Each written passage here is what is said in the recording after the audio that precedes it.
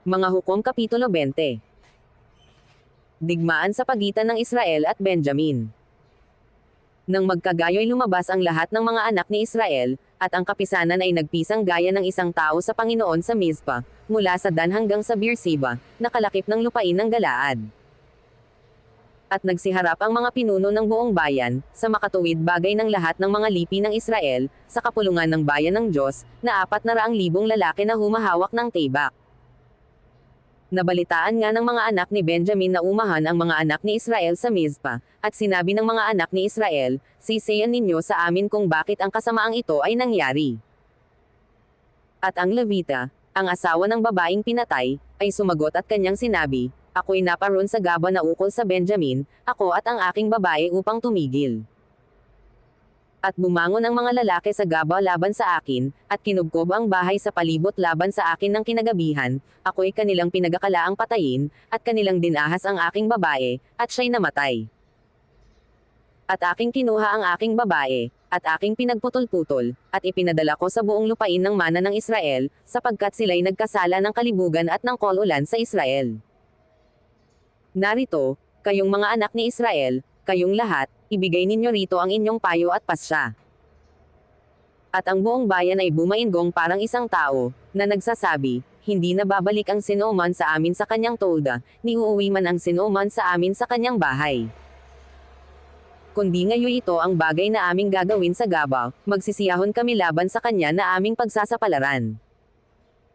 At magsisikuha kami ng 10 lalaki sa 100, sa lahat ng mga lipi ng Israel, at 100 sa 1,000, at 1,000 sa 10,000, upang ipagbaon ng pagkain ang bayan, upang kanilang gawin pagparoon nila sa Gaba ng Benjamin ang ayon sa buong kolyulang kanilang ginawa sa Israel." Sa gayo'y nagpipisan ang lahat ng mga lalaki ng Israel laban sa bayang yaon, na nagtibay na magkakapisang parang isang tao. At nagsugo ang mga lipi ng Israel ng mga lalaki sa buong lipi ng Benjamin, na sinasabi, "Anong kasamaan ito na nangyari sa gitna ninyo? Ngayon nga ibigay ninyo ang mga lalaki, ang mga hamak na tao, na nasa Gaba, upang aming patayin sila, at alisin ang kasamaan sa Israel," ngunit hindi din inag ng mga anak ni Benjamin ang tinig ng kanilang mga kapatid na mga anak ni Israel. At nagpisan ang mga anak ni Benjamin sa mga bayang patungo sa Gaba, upang lumabas na makibaka laban sa mga anak ni Israel. At ang mga anak ni Benjamin ay binilang ng araw na yaon sa mga bayan, na 26,000 lalaki na humahawak ng tibak, bukod pa ang mga tumatahan sa Gaba na binilang, na 700 piling lalaki. Sa kabuuan ng bayang ito ay may 700 piling lalaki na kaliwete, na bawat isa'y nakapagpapahilagpos ng pagpapatama ng bato sa isang buhok, at hindi sumasala.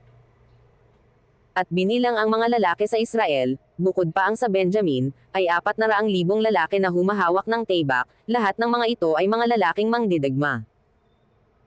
At bumangon ang mga anak ni Israel, at nagsiahon sa Bethel upang sumangguni sa Diyos, at kanilang sinabi, "Sino ang unang aahon sa amin upang makibaka laban sa mga anak ni Benjamin?" At sinabi ng Panginoon, "Ang Juda ang unang aahon." At nagsibanggan ang mga anak ni Israel sa kinaumagahan, at humantong laban sa Gaba. At lumabas ang mga lalaki ng Israel upang makibaka laban sa Benjamin, at hamanay ang mga lalaki ng Israel sa Gaba, sa pakikibaka laban sa kanila. At lumabas ang mga anak ni Benjamin sa Gaba at ibinuwal sa lupa sa mga Israelita sa araw na yaon ay 22,000 lalaki.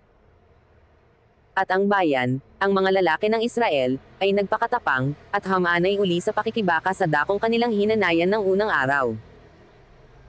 At nagsiahon ang mga anak ni Israel, at nagsiiyak sa harap ng Panginoon hanggang sa kinahapunan, at sila'y sumangguni sa Panginoon, na sinasabi, "Lalapit ba uli ako upang makibaka laban sa mga anak ni Benjamin na aking kapatid?"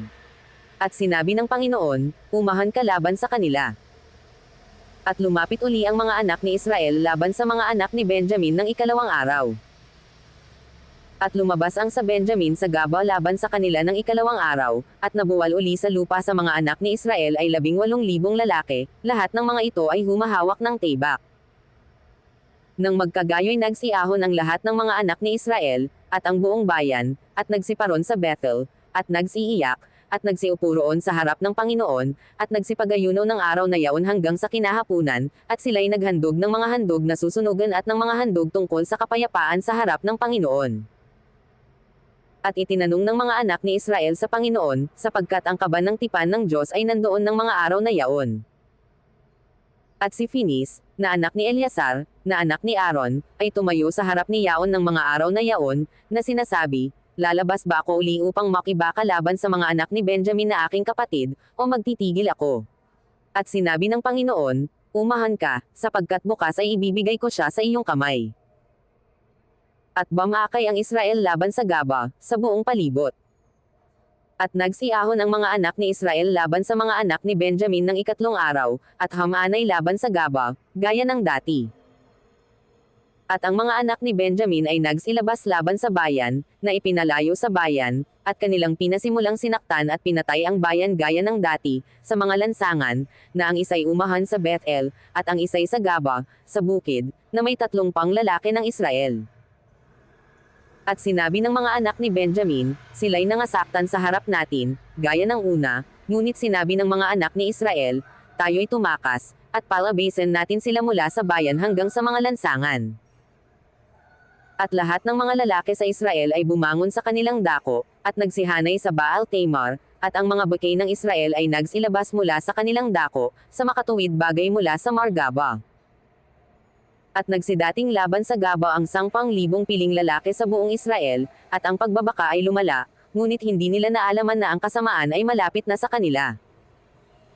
At sinaktan ng Panginoon ang Benjamin sa harap ng Israel, at pinatay ng mga anak ni Israel sa Benjamin ng araw na yaon ay 25,100 lalaki, lahat ng mga ito'y humahawak ng tibak. Sa gayo'y nakita ng mga anak ni Benjamin na sila'y nasaktan, sapagkat binigyang kaluwagan ng mga lalaki ng Israel ang Benjamin, sapagkat sila'y umaasa sa mga bakay na kanilang inilagay laban sa Gaba. At nangagmadali ang mga bakay at nagsidaluhong sa Gaba, at nangagpatuloy ang mga bakay, at sinugatan ang buong bayan ng talam ng tibak. Nagkaroon nga ng palatandaan ang mga anak ng Israel at ang mga bakay, na sila'y gagawa ng alapaap na usok na pauusukan mula sa bayan. At nang ang mga lalaki ng Israel ay nagsipihit mula sa pagbabaka, at pinasimulang sinaktan at pinatay ng Benjamin ang mga lalaki ng Israel na may 3 pang lalaki, sapagkat kanilang sinabi, walang pagsalang sila'y nasaktan sa harap natin gaya ng unang pagbabaka. Ngunit nang ang alapaap ay magpasimulang umilang mula sa bayan, sa isang halijing usok, ang mga Benjaminite ay lumingon sa likuran, at, narito, ang apoy ng buong bayan ay napaiilang sa langit. At nangagbalik ang mga lalaki ng Israel, at ang mga lalaki ng Benjamin ay nanggabalisa, sapagkat kanilang nakita na ang kasamaan ay dumating sa kanila.